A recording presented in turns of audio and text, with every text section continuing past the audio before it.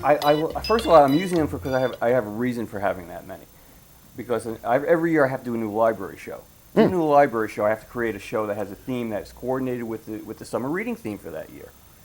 And that's my opportunity, an excuse to spend money and buy a character that's already built that I don't have to build myself.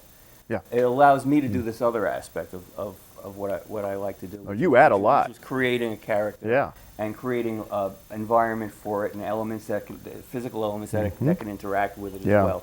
Because as you know, I don't just like the dialogue thing. Exactly. I came from a puppetry background. I felt I was giving up all those props and the movement.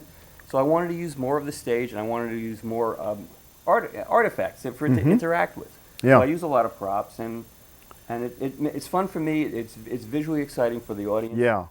Yeah. When you have age ranges too, you're not solely reliant upon dialogue to convey the character and the story that's going on. I'm going to put several links to Steve's videos underneath this video in the subbar. So I'd like for you to go take a look at what Steve's done with our puppets and in some of these shows.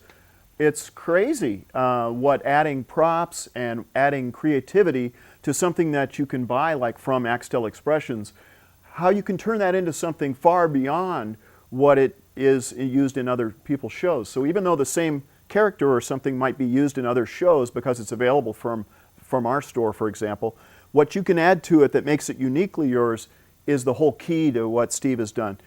And speaking of that, you've got something coming out that's really exciting to me.